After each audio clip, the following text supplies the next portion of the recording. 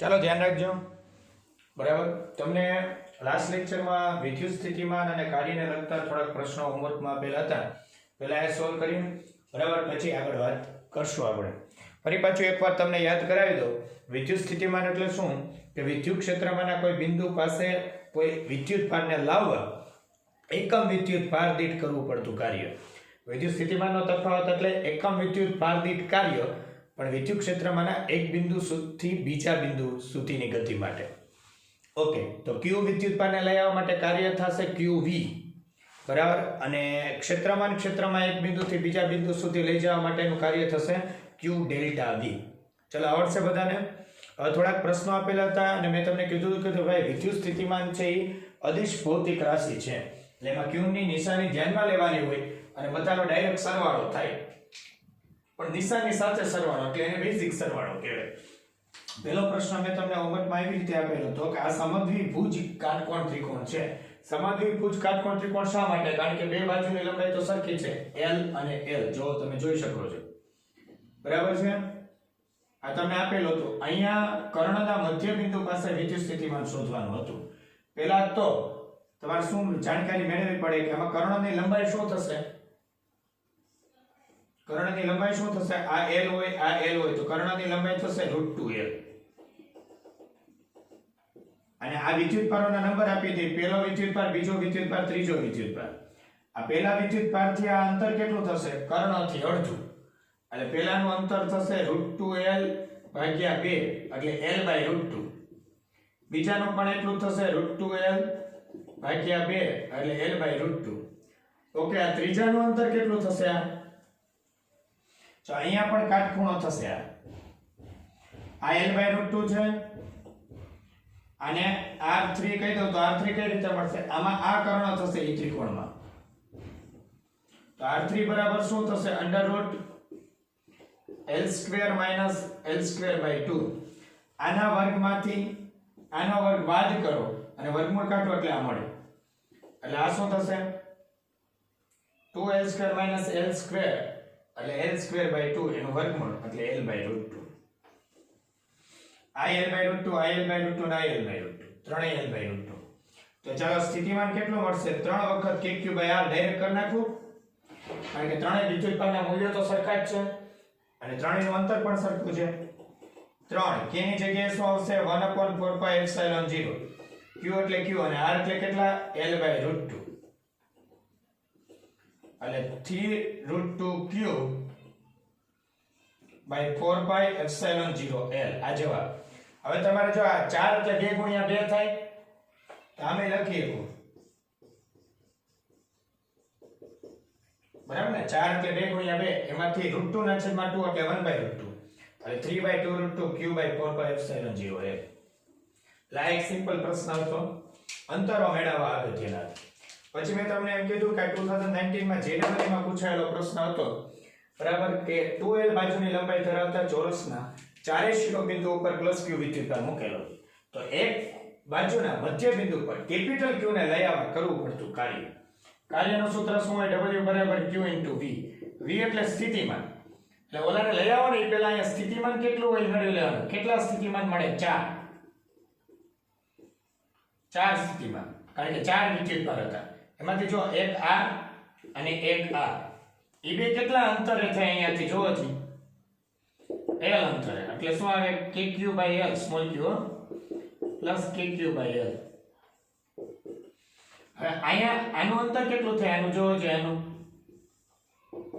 આ 2L, આ L, તો આ શું થશે? √5L. તો એનું સૂત્ર શું આવશે? KQ/√5L. એટલું જ પાછું આનું થશે, KQ/√5L.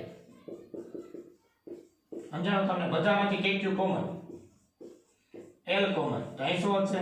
1 + 1 + 1/√5 + 1/√5. K એટલે કેટલા? 1/4πε0, એટલે QQ/4πε0L 2 + 2/√5.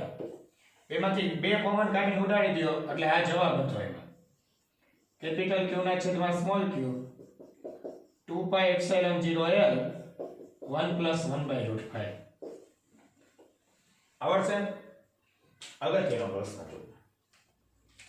ઓકે, પછી એની બાજુમાં જો પ્રશ્ન શું પૂછ્યો છે કે સમઘનના દરેક શિરોબિંદુ પર સ્મોલ q વિદ્યુતભાર મૂકવામાં આવે તો કેન્દ્ર પાસે વિદ્યુત સ્થિતિમાન. તો સમઘનના શિરોબિંદુ કેટલા હોય? 8. તો 8 એ 8 શિરોબિંદુ ઉપર તમે વિદ્યુતભાર મૂકો તો કેટલા કેન્દ્ર પાસે કેટલા વિદ્યુત સ્થિતિમાન મળે? 8. અને 8 એ 8 નો ડાયરેક્ટ સરવાળો અને બધાયનું અંતર એક સરખું જ થાય એટલે v બરાબર 8 kq/r.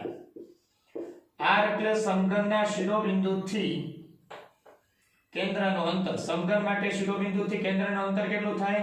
√3/l. આ ટેક્સ્ટ બુકમાં છે આ પ્રશ્ન. √3l/2 sorry. સમઘન હોય તમારા રૂમમાં સમઘન, ત્યાંથી શિરોબિંદુથી કેન્દ્રનું અંતર √3l/2 એટલે આ 4 દુ 8 એટલે 4q 4 દુ 8 આ બે ઉપર આવે બાય √3/ε0l. અથવા આમ લખો તો હાલો 16/√3 kq/l. જો આને k રાખો તો આવડશે. ઓકે, હવે એક બિંદુથી બીજા બિંદુ સુધીની વાત કરીએ. લઈ જવા માટે કાર્ય. એમાં મેં તમને એમ કીધું કે ભાઈ ઉગમ બિંદુ ઉપર સ્મોલ q વિદ્યુતભાર મૂકેલો. આ એ બિંદુ એનું y અક્ષ ઉપર અંતર l, આ અંતર 2l. આ v બિંદુ અહીંયાથી અહીંયા 2q ને લઈ આવો છે તો કાર્ય. જો a ને b કોના ક્ષેત્રના બિંદુ કહેવાય? સ્મોલ q ના ક્ષેત્રના. કારણ કે આને તો તમારે લઈ જવાનો છે તો કાર્યનું સૂત્ર શું? w બરાબર q ડેશ v. v નહીં પણ ડેલ્ટા v. કા બિંદુથી અન્ય બિંદુ સુધી લઈ જાઓ. q ડેશ એટલે કેટલા? 2q. ડેલ્ટા v એટલે vb minus va. કેમ vb minus va? અરે અંતિમ બિંદુ b થાય, પ્રારંભિક બિંદુ a થાય. vb b પાસે આનું સ્થિતિમાન કેટલું થાય? kq/2l. a પાસે આનું સ્થિતિમાન kq/l. હવે kq/l કોમન કાઢીને પછી તમારી રીતે ગણી લેજો. સમજાણો તમને? ઓકે, ચાલો એમાં તો કઈ વાંધો નથી ને. હવે ઘણીવાર આ લોકો તમને શું પૂછે કે વિદ્યુત ભારિત કણોના તંત્રની વિદ્યુત સ્થિતિ ઊર્જા. વિદ્યુત ભારિત કણોના તંત્રની વિદ્યુત સ્થિતિ ઊર્જા. દાખલા તરીકે આ q1 છે, આ q2 છે, બે વચ્ચેનું અંતર આ, તો આ તંત્ર થઈ ગયું કહેવાય. તો તંત્રની વિદ્યુત સ્થિતિ ઊર્જાનો મતલબ શું થાય ખબર? કે આ તંત્ર ગોઠવવા માટે તમે કેટલું કાર્ય કર્યું એમ. ત્યારે તમારે શું વિચારવાનું? સાંભળો, પહેલા એવું વિચારો કે અહીંયા બે છે જ નહીં, q1 ને q2 બે છે જ નહીં. હવે q1 ને લેતા આવો અનંત અંતરેથી અહીંયા સુધી તો કાર્ય કરવું પડે? ન કરવું પડે. શું કામ ન કરવું પડે? કારણ કે ત્યાં કોઈનું ક્ષેત્ર હાજર નથી. સમજાણો તમને? q1 લઈ આવીને અહીંયા મૂકી દીધો. હવે q2 ને લેતા આવો તો q2 ને લઈ આવવા કાર્ય કરવું પડે કે ના કરવું પડે? કરવું પડે. કારણ કે q1 નું ક્ષેત્ર હાજર હોય તો કાર્ય કેટલું કરવું પડે? q2 v1. કારણ કે q2 ને q1 ના ક્ષેત્રમાં લઈ આવવો પડે. qv કાર્ય હોય ને. v1 એટલે પહેલાનું સ્થિતિમાન કેટલું હોય? kq1/r અહીંયા. તો શું આવશે કાર્ય?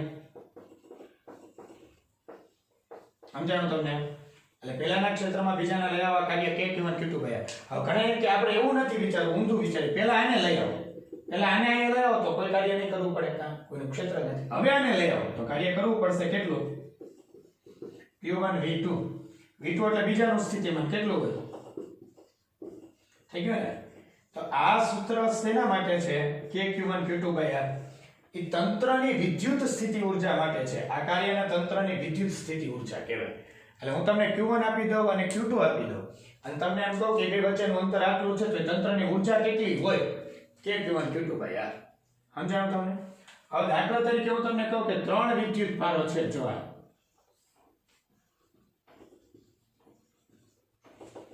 q1 q2 q3 તો આ તંત્રની ઊર્જા કેટલી હોય? હવે આપણે આપણું લોજિક વિચારીએ. શું? પહેલાને લઈ આવો એનું કાર્ય, પછી બીજાને લઈ આવો એનું કાર્ય, વત્તા ત્રીજાને લઈ આવો એનું કાર્ય. હવે પહેલાને લઈ આવો કોઈ કાર્ય જ ના કરવું પડે. શું કામ? પહેલા અહીં લઈ આવો ત્યારે ત્યાં કોઈનું વિદ્યુત ક્ષેત્ર જ નથી. બીજાને લઈ આવો તો કાર્ય કરવું પડે આટલું. કામ પહેલાનું ક્ષેત્ર હાજર હોય. ત્રીજાને લઈ આવો તો બે કાર્ય કરવા પડે. કેમ બે કાર્ય કરવા પડે? કારણ કે ત્રીજાને લઈ આવો ત્યારે પહેલાનું અને બીજાનું બેનું ક્ષેત્ર હાજર હોય. સમજાણું તમને? એટલે આને ડાયરેક્ટ લખવું હોય તો શું કરે ખબર? પહેલાના ક્ષેત્રમાં બીજાને લઈ આવવા કાર્ય, પછી પહેલાના ક્ષેત્રમાં ત્રીજાને લઈ આવવા કાર્ય, બીજાના ક્ષેત્રમાં ત્રીજાને લઈ આવવા કાર્ય.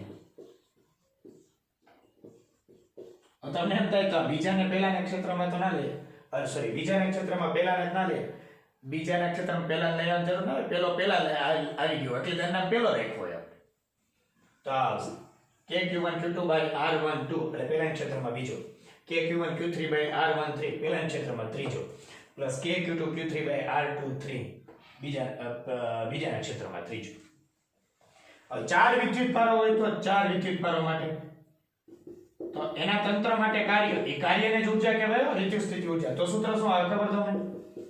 KQ1 Q2 by R12 plus KQ1 Q2 Q3 by R13 plus KQ1 Q4 by R14. આ પહેલાના ક્ષેત્રમાં ત્રણેય આવી ગયા. કોણ? બીજો, ત્રીજો, ચોથો. પછી KQ2 Q3 by R23 plus KQ2 Q4 by R24. બીજાના ક્ષેત્રમાં ત્રીજો અને ચોથા આવી ગયા. તો તમને એમ થાય બીજા ક્ષેત્રમાં પહેલો, હવે એવું ના હોય, પહેલાના ક્ષેત્રમાં બીજો હોય, plus KQ3 Q4 by R34. એટલે હવે તમને ટેક્સ્ટ બુક નું ઓલું ઉદાહરણ છે સમજાઈ જશે. આને કહેવાય આખા તંત્રની વિદ્યુત સ્થિતિ ઊર્જા. શું કહેવાય? આખા તંત્રની વિદ્યુત સ્થિતિ ઊર્જા. આવડશે? ઓકે. વિદ્યુત સ્થિતિમાનનું સૂત્ર KQ by R કોના માટે? કોઈ વિદ્યુત ભાર માટે, બિંદુવત વિદ્યુત ભાર હોય એના માટે વિદ્યુત સ્થિતિમાનનું સૂત્ર શું હોય? V બરાબર KQ by R. હવે જેમ વિદ્યુત ક્ષેત્રના સૂત્ર યાદ રાખ્યા હતા એમ વિદ્યુત સ્થિતિમાનના સૂત્રો યાદ રાખી. ચાલો, વિદ્યુત ડાયપોલ માટે વિદ્યુત સ્થિતિમાન, વિદ્યુત ડાયપોલ હોય, દાખલા તરીકે આ વિદ્યુત ડાયપોલ -q + q બે વચ્ચેનું અંતર L, અને ડાયપોલ મોમેન્ટ કેટલી હોય? P બરાબર q * L. અને ડાયપોલની વિષુવવૃત્ત રેખા કહેવાય, અને ડાયપોલની અક્ષ કહેવાય. સમજાણું? ડાયપોલ મોમેન્ટની દિશા આમ હોય, આમ, અને ડાયપોલનું કેન્દ્ર કહેવાય. ચાલો, આમાં કેટલા સૂત્રો? પહેલા તો મેઇન સૂત્ર, થીટા ખૂણે બિંદુ હોય એના માટે Kp cos θ by R². ડાયપોલનું વિદ્યુત સ્થિતિમાન છે ને અંતરના વર્ગના સમપ્રમાણમાં, અવ્યસ્ત પ્રમાણમાં અંતરના વર્ગના. અહીંયા બિંદુ હોય તો સમજાણું તમને? થીટા ખૂણે બિંદુ, થીટા છે ડાયપોલ અક્ષ સાથે લેવાનું. ઓકે, આ A બિંદુ કીધું. હાલો, B બિંદુ અહીંયા હોય તો વિષુવવૃત્ત રેખા પર તો વિદ્યુત સ્થિતિમાન 0, કારણ કે થીટા 90 થઈ જાય, cos 90 કિંમત 0. અથવા બીજી રીતે કહું, આ B બિંદુ પાસે -q નું જેટલું સ્થિતિમાન હોય ને એટલું જ +q નું હોય. સ્થિતિમાન એટલે ડાયરેક્ટ સરવાળો થાય નિશાની સાથે, એટલે 0. કેન્દ્ર પાસે 0, કારણ કે કેન્દ્રમાં જો જેટલું ઋણ હોય એટલું જ ધન હોય, અને કેન્દ્ર વિષુવવૃત્ત રેખા ઉપર જ કહેવાય. ઓકે, અક્ષ પાસે, અક્ષ ઉપર આ બિંદુ C ને આ બિંદુ D. હવે D બિંદુ છે ને, ઉપર ઊંધું કરી નાખો, અને C અને D ગયો ને, C બિંદુ છે ને એના માટે θ 0 થાય, કારણ કે આમ P છે અને બિંદુ એ બાજુ છે, તો cos 0 1 થાય. તો હવે Kp by R², જો આ Q નથી હો, P છે. અને D બિંદુ પાસે θ કેટલો થાય? D બિંદુ પાસે θ જોજો, P આમ છે, બિંદુ આ બાજુ છે, તો θ થાય 180, cos 180 -1 એટલે -Kp by R². હવે ડાયપોલ માટે પાંચ વસ્તુ યાદ રાખવાની થાય આમાં. કે પાંચ વસ્તુ? પહેલા તો થીટા ખૂણે કોઈ બિંદુ આવેલું હોય તો ત્યાં વિદ્યુત સ્થિતિમાનનું સૂત્ર Kp cos θ by R². તમારે NCERT માં એનું સોલ્યુશન આપેલું જ છે, પ્રૂફ આપેલું જ છે. Kp cos θ by R². ડાયપોલના કેન્દ્ર ઉપર શૂન્ય સ્થિતિમાન, ડાયપોલની અક્ષ પર શૂન્ય, વિષુવવૃત્ત રેખા પર શૂન્ય સ્થિતિમાન. બરાબર? વિષુવવૃત્ત રેખાનું બીજું નામ હોય લંબ દ્વિભાજક. લંબ દ્વિભાજક પરના કોઈ પણ બિંદુએ સ્થિતિમાન શૂન્ય હોય. આ વિદ્યુત ક્ષેત્ર નથી હો, વિદ્યુત સ્થિતિમાન. વિદ્યુત ક્ષેત્રના સૂત્રો આપણે બરાબર આગળના લેક્ચર્સમાં બધે આવી ગયા છે.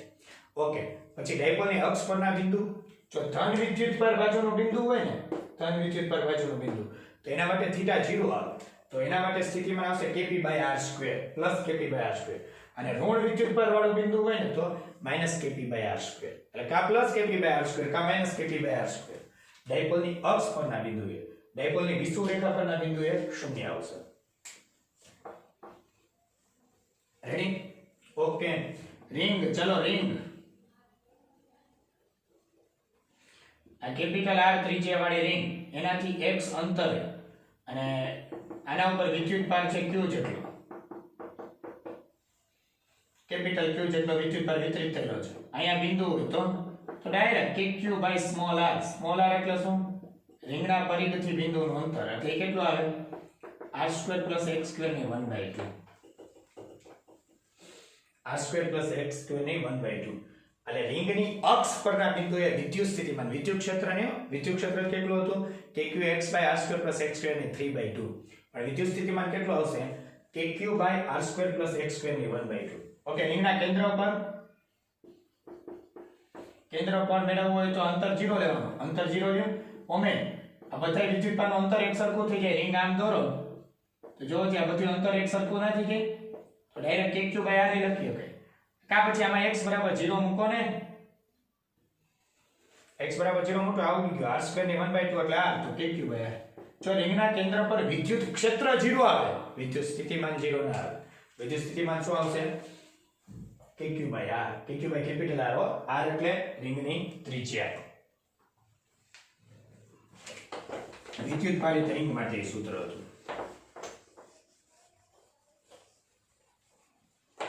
ઓકે. ચલો ત્યારબાદ સળિયાની અક્ષ ઉપર, વિદ્યુતભારિત સળિયાની અક્ષ ઉપર, એટલે L લંબાઈનો સળિયો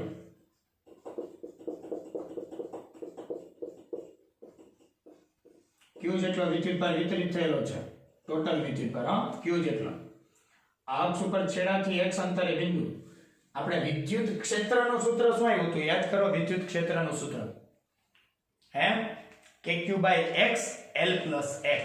વિદ્યુત ક્ષેત્રનું સૂત્ર. આ વિદ્યુત સ્થિતિમાં તો શું હોય? નાના માટે મેળવીને સંકલન કે dq/r એનું સંકલન. r ની લિમિટ શું આવે? x થી L + x. કા આનું અંતર થાય x, આનું અંતર થાય L + x. તમે ડાયરેક્ટ સૂત્ર યાદ રાખો તો પણ ચાલશે.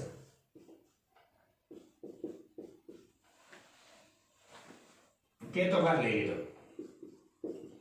dq સૂક્ષ્મ ખંડનો વિદ્યુતભાર, સૂક્ષ્મ ખંડની લંબાઈ હું dr ધારું તો L નો વિદ્યુતભાર q હોય તો dr નો કેટલો?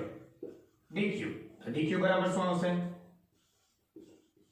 q dr/L. તો kq/L બાર 1/r નું સંકલન ln r. લોકમાં બાદબાકી થાય ખબર છે ને? બાદબાકી હોય એટલે લિમિટ મૂકશો, બાદબાકી એટલે ભાગાકાર લખી શકાય. kq/L ln L + x/x. આ શોર્ટકટ છે, ધ્યાન રાખજો. હવે JEE માં પ્રશ્ન એવી રીતે પૂછાણો તો L લંબાઈના સળિયા, વિદ્યુતભારિત સળિયાની અક્ષ પર છેડાથી L અંતરે સ્થિતિમાન. તો x = L લેવાનું. L + x 2L. L 2L/L એટલે 2 kq/L ln 2. જવાબ. પણ આ મેઈન સૂત્ર છે kq/L ln L + x/x. L એટલે સળિયાની લંબાઈ અને x એટલે બિંદુનું સળિયાના છેડાથી અંતર. ઓકે. ગોળીય કવચ માટે, ગોળીય કવચ એટલે સુવાહક ગોળો પણ બોલી શકો. સુવાહક ગોળા માટે વિદ્યુતભારનું વિતરણ ખાલી સપાટી ઉપર જ હોય. ચલો આમાં તો સિમ્પલ છે. વિદ્યુતભાર ક્યાં આવશે? સપાટી ઉપર. આમાં તો ઓલા સૂત્ર આવતા હતા એમાંથી જ. ચલો ભાર વિદ્યુત સ્થિતિમાન એ આપણે ઓલું મેળવ્યું તો બિંદુ વિદ્યુતભાર વાળું ઈ જ જવાબ આવશે. kq/r. અહીંયા kq/ કેપિટલ R સ્થિતિમાન છે. પણ અંદર ગમે ત્યાં સ્થિતિમાન કેટલું આવશે? ક્ષેત્ર 0 આવતું હતું. ક્ષેત્ર. પણ વિદ્યુત સ્થિતિમાન તો કાર્ય દર્શાવે ને. તો એનો મતલબ અનંત અંતરેથી તમે કોઈ વિદ્યુતભારને લઈ આવો તો સપાટી સુધી કાર્ય કરવું પડે, અંદર કરવું પડે નહીં. કેમ અંદર કાર્ય ન કરવું પડે? કારણ કે અંદર ક્ષેત્ર જ નથી. તો અંદર બધે સ્થિતિમાન કેટલું આવે ખબર તમને? સપાટી પર હોય એટલું જ આવે. આ યાદ રાખવા જેવું છે. અંદરના કોઈ પણ બિંદુએ સ્થિતિમાન સપાટી પરના સ્થિતિમાન જેટલું મળે. સુવાહક ગોળો હોય ને તો પણ અને ગોળીય કવચ હોય તો પણ. કારણ કે તમારે કાર્ય સપાટી સુધી જ કરવું પડે. સપાટીથી અંદર પછી કાર્ય કરવાનું ના હોય. કા અંદર વિદ્યુત ક્ષેત્ર જ નથી. દુશ્મન વિના લડાઈ ના કરવાની, બરાબર ને? એટલે વિદ્યુત ક્ષેત્ર અહીંયા સુધી જ હોય કા સુવા ગોળાની બહારની સાઈડે જ વિદ્યુત ક્ષેત્ર હોય, અંદર તો 0. ગોળીય કવચ હોય તોય બહાર જ વિદ્યુત ક્ષેત્ર હોય, અંદર તો 0 હોય. કારણ કે ગાઉસના નિયમનો ઉપયોગ કરીને આપણે વિદ્યુત ક્ષેત્ર મેળવતા યાદ લીધું. આ સુવા ગોળા માટે અથવા ગોળીય કવચ માટે આને કહેવાય ગોળીય પૃષ્ઠ વિતરણ. ગોળીય પૃષ્ઠ વિતરણ, વિદ્યુતભારનું ગોળીય પૃષ્ઠ વિતરણ હોય ત્યારે, બરાબર? એટલે અંતર ત્રિજ્યાથી વધારે હોય તો kq સ્મોલ r, ત્રિજ્યા જેટલું હોય kq કેપિટલ r, ત્રિજ્યાથી ઓછું હોય kq કેન્દ્ર હોય તો એ kq કેપિટલ r.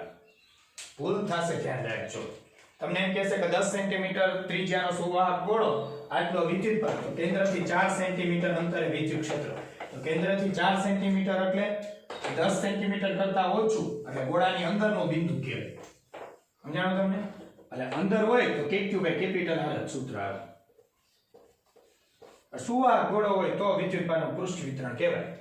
અવાહક ગોળો હોય તો કેવું વિતરણ કહેવાય? વિદ્યુતભારનું કદ વિતરણ. તો કદ વિતરણ માટે શું આવશે? કદ વિતરણ માટે કદ વિતરણ, ભાઈ બધે વિદ્યુતભારનું વિતરણ થયેલું હશે. અવાહક ગોળા પર વિદ્યુતભારનું કદ વિતરણ ત્રિજ્યા. જો અહીંયા બિંદુ હોય તો સૂત્ર એ જ kq સ્મોલ r. ક્યારે? r ગ્રેટર ધેન r હોય. અહીંયા બિંદુ હોય તો kq કેપિટલ r સપાટી ઉપર. સૂત્ર તો અહીં જ. આમાં સૌથી વધારે કાર્ય કેન્દ્ર સુધી કરવું પડે. શું કામ? કારણ કે અહીંયા અનંત અંતરેથી અહીંયા સુધી તો કાર્ય કરવું જ પડે. અહીંયા ક્ષેત્ર હોય પણ અહીંયા ક્ષેત્ર હોય તો શું કરવું પડે? એટલું આપણે સંકલનમાં પ્લસ કરીને કરવું પડે. એટલે અંદર કોઈ બિંદુ હોય, દાખલા તરીકે આ બિંદુ, એમાં સૂત્ર આવું આવશે kq 2 capital r 3 small r square capital R square. યાદ રાખજો ખાસ. આ સૂત્ર ક્યારે? જ્યારે small r less than capital R હોય ત્યારે. kq 2 capital R 3 small r square capital R square. અને કેન્દ્ર ઉપર મેળવવું હોય તો આમાં સ્મોલ r 0 મૂકો. આમાં સ્મોલ r 0 મૂકવાનો અંદરના બિંદુ માટે, કારણ કે કેન્દ્ર તો અંદર હોય ને, આમાં ક્યાંય 0 મૂકતા. તો શું આવશે? 3kq 2 કેપિટલ R, અથવા આમે લખે 3/2 kq r. આ સૌથી વધારે સ્થિતિમાન ક્યાં હોય? કેન્દ્ર પર. સમજાણો તમને? એટલે આ ગોળીય કદ વિતરણ માટે બહારના બિંદુએ kq સ્મોલ r, સપાટી પરના બિંદુએ kq કેપિટલ R, અંદરના બિંદુએ kq 2 capital R 3 small r square capital R square, અને કેન્દ્ર પરના બિંદુએ 3kq 2 કેપિટલ R. એટલે આ સૂત્રો યાદ રાખવાના છે વિદ્યુત સ્થિતિમાનના. આગળ વિદ્યુત ક્ષેત્રના જે સૂત્રો કરેલા હતા એનું પણ એકવાર રિવિઝન કરી લેવાનું છે, અને પરફેક્ટ યાદ રાખશો, બરાબર, તો આના પ્રશ્નો એકદમ સરળ લાગશે. નેક્સ્ટ લેક્ચરથી આપણે હજી તમને થોડાક પ્રશ્નો કરાવીશ, પછી કેપેસિટન્સની શુભ શરૂઆત આપણે કરશું. બરાબર? તમે અત્યારે ઘરે છો અને તમે જોતા જશો કે સ્કૂલો ખોલવાની અલગ અલગ તારીખો અને એવું બધું આવતું જાય છે, પણ ખોલવાની શક્યતાઓ અને આમ તેની બધી બહુ ઓછું છે કોરોનાના કારણે. બરાબર? ખૂબ જ ઓછું છે. પણ તમે મહેનત કરવાનું મૂકતા નહીં. ઘણા વિદ્યાર્થીને આપણે ફોન કરીએ તો એ શું કરે છે ખબર? દરરોજ 3-4 કલાક જે વિડીયો આવે બોર્ડના લેક્ચર માટે કે જીનીટના લેક્ચર માટે એ જોઈ લઈએ. બરાબર?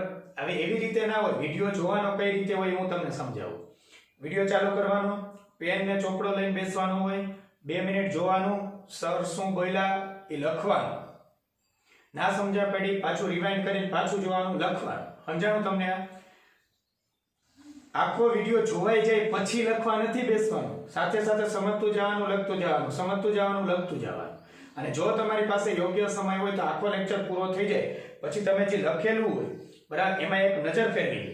પછી આખો લેક્ચર સળંગ જુઓ અને એમાં જોતા જાઓ કે આમાં કઈ ભૂલાઈ તો નથી ગયું. આ વિડિયો લેક્ચર પરથી તૈયારી કરવાની રીત મેં તમને કીધી.